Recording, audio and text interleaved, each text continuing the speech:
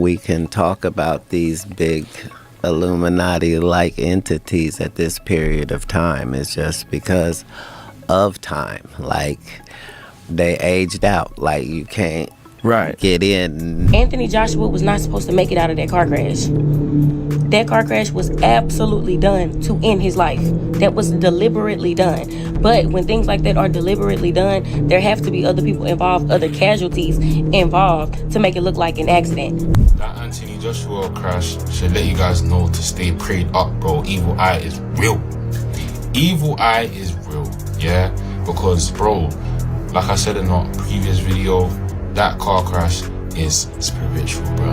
In my spare time, I infiltrate the Illuminati, find out what they got going on, run back to y'all, tell y'all what I found. Did Anthony Joshua really send his friends to Nigeria as part of an alleged Illuminati sacrifice? That's the question flooding the internet after two of his close friends lost their lives in a fatal car crash, while Anthony reportedly walked away with only minor injuries. What's raising even more eyebrows is that the accident reportedly occurred just 10 days after Joshua earned an estimated $90 million from his fight with Jake Paul. Online rumors claim Anthony is connected to a powerful Hollywood cult and that this tragedy was the supposed sacrifice required for him to reach the next level of his career. But how much truth is there to these claims? And which group is he allegedly linked to? Let's break it down. Just days ago, on December 29, 2025, Anthony Joshua was reportedly involved in a devastating car accident on the Lagos-Ibadan Expressway in Nigeria. The crash tragically claimed the lives of two of his closest friends, Sinagami and Lateef Idel, while Joshua himself survived. When news of the accident spread online, some users immediately began pointing fingers at Jake Paul, claiming he had something to do with it out of bitterness over losing to Joshua in front of an estimated 33 million viewers. The accusations escalated so much that Jake Paul felt compelled to post a public message offering his condolences, stating that life is bigger than boxing and expressing sympathy for the victims, their families, and Joshua. But this is where things took a darker turn. Internet sleuths began digging into Anthony Joshua's background and claimed to uncover alleged connections linking him to a well-known Hollywood cult. According to these theories, Joshua was never meant to win the fight against Jake Paul. They claim there was a supposed script that both fighters were expected to follow, one in which Jake was meant to come out on top. Because of that alleged script, some online commentators claim powerful elites placed massive bets on Jake Paul winning. When Joshua allegedly went off script and dominated the fight instead, those same elites supposedly lost millions. And according to the conspiracy theories, they weren't willing to let that slide. Some have even gone as far as drawing comparisons to the late Kobe Bryant, referencing claims that he went against powerful industry forces before dying in a tragic helicopter crash, suggesting a similar pattern when someone steps out of line. Anthony Joshua was not supposed to make it out of that car crash.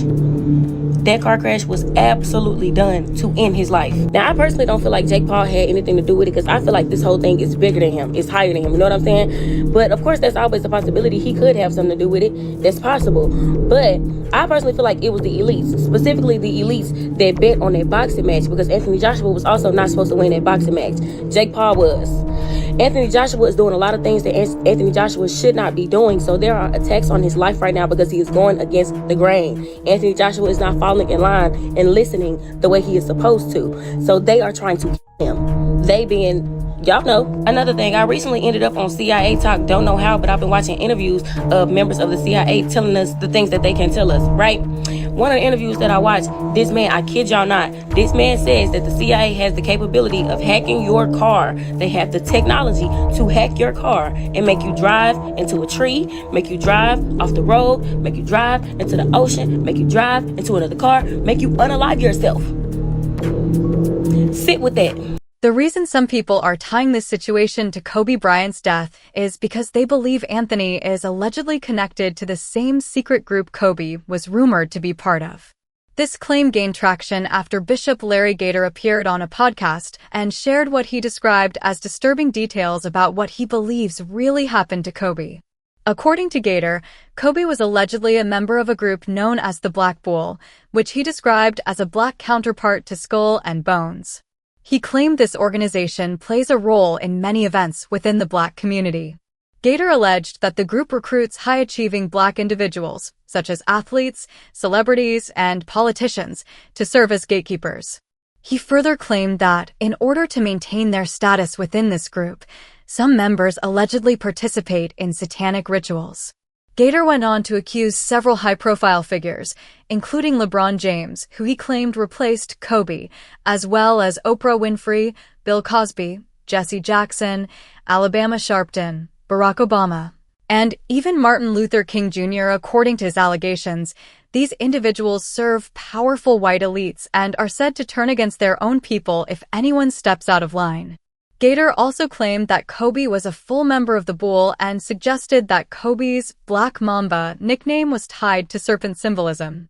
The Boule Secret Society is a black skulls and bones organization. Why was Kobe Bryant a target? Kobe Bryant, Luciferian Project, completed what I believe one of the greatest global cover-ups in history. But we have to see this for what it is concerning the assassination of Kobe Bryant, and one name keeps popping up. And it sounds like a Hollywood conspiracy movie, but the Boules are vicious. You got this counterfeit like LeBron James, who has that Boule logo tattooed on his chest. LeBron James has that Boule tattooed on his chest. Now, I know this probably sounds crazy to some of you, and trust me, I felt the same way at first. That was until I stumbled across an interview where Lamar Odom spoke with Shannon Sharpe and described a chilling dream he had about Kobe after his passing. According to Odom, Kobe's spirit isn't at rest because the people responsible for his death have never been held accountable. It was really, real vivid, and it was really,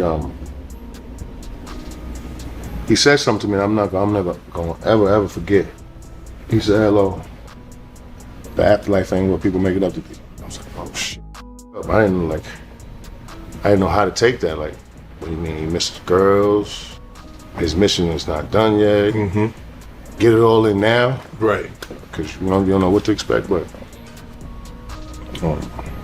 that shit stuck with me. On top of everything else, people also started pointing to what they believe is convincing evidence linking Anthony to another well-known secret society, the Freemasons. Most people have heard of them since they're often rumored to include countless Hollywood celebrities.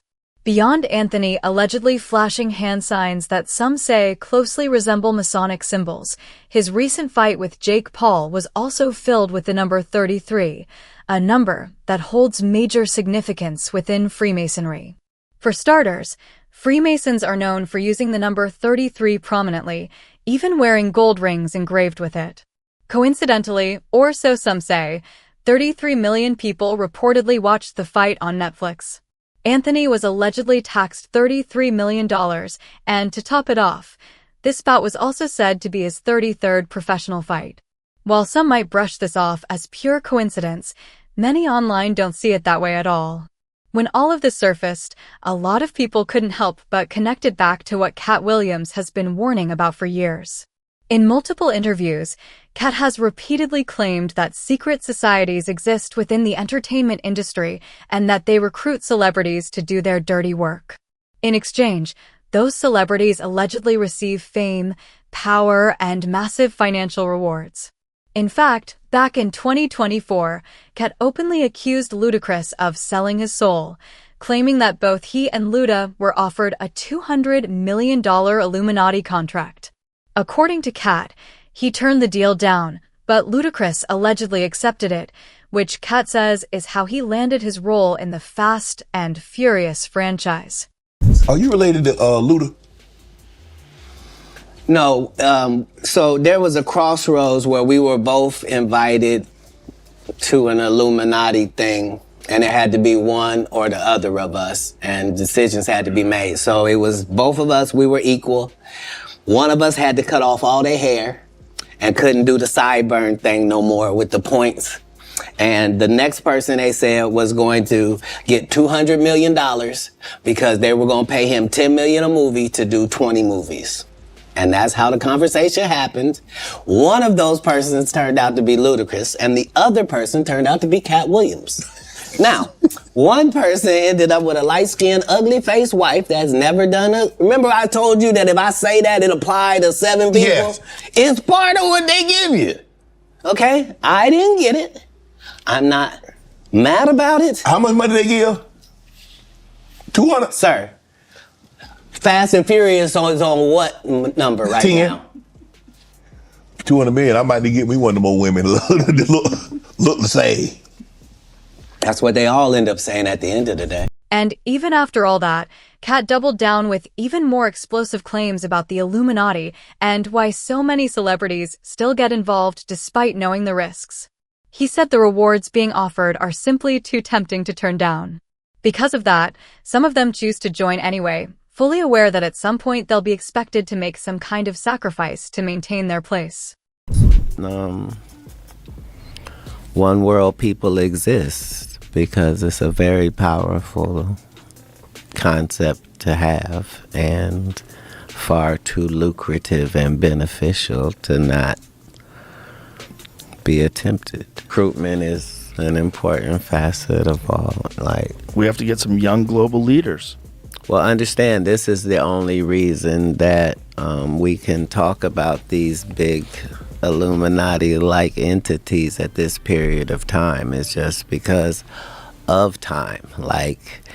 They aged out. You can't get in new, so everybody got decrepit over there, and they can't exchange, really, through this period of history. And so that's how we ended up with the Bob Lazars. Now, to be clear, no one is outright saying that Anthony had his friends killed just to keep enjoying the success he has today. That said, this is what a lot of people online seem to believe, and at this point, there's not much that's changing their minds. As usual, the comments were loud. One person wrote, "He sacrificed his best friends." That's exactly what happened. Anthony Joshua has now been initiated into the group Blood Sacrifice, selling souls for money and fame. Another person said, the real way to see if any of this is true is to sit back and watch how much better his life gets from here on out. But now I want to hear from you. What do you think about Anthony Joshua being accused of sacrificing his friends? And do you actually believe he's connected to a cult?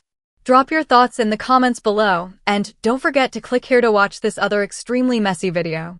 Eyes.